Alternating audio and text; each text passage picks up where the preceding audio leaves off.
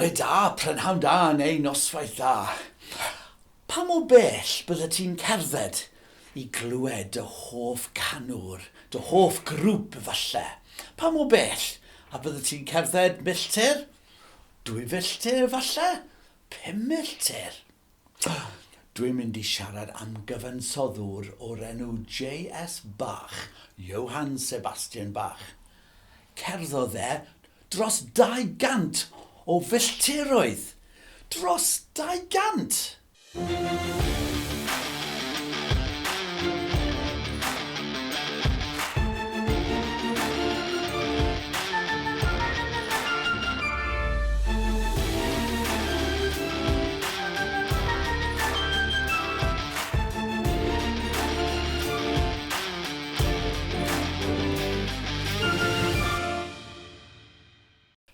Gant o filltiroedd.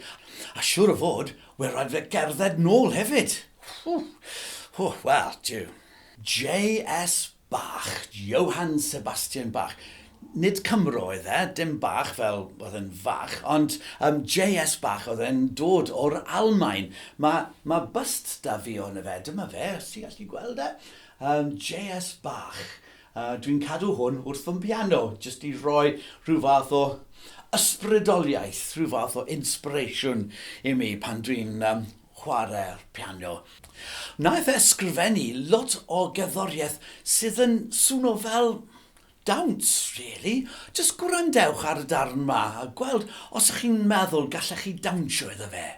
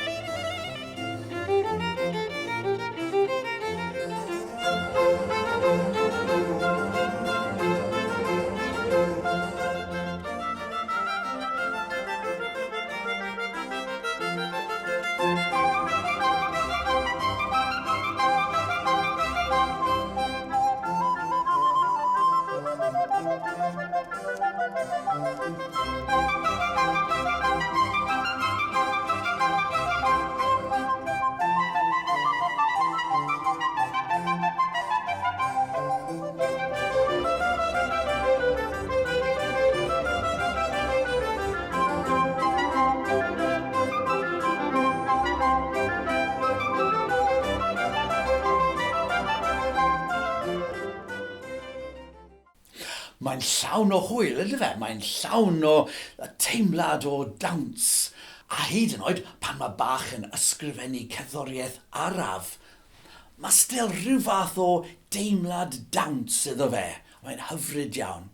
Oedd lot o gerddoriaeth amser maith yn ôl, fel na, beth i 300 o flynyddau yn ôl. 300, ond yn amser maith yn ôl, ydy fe?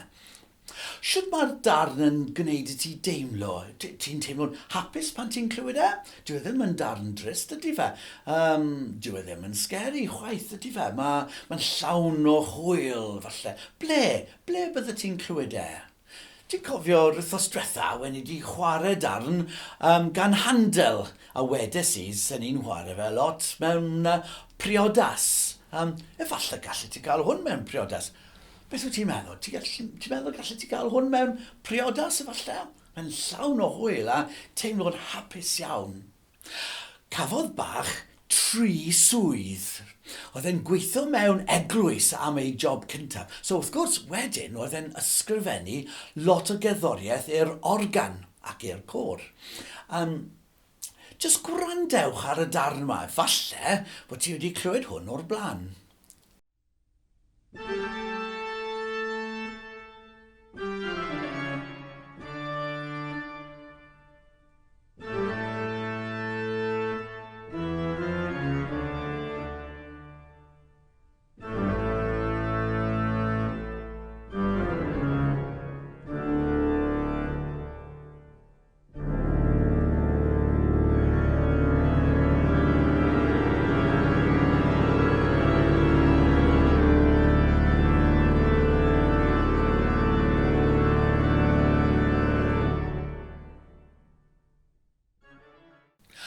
Beth wyt ti'n meddwl am hwnna? Oedd e bach yn scary efallai?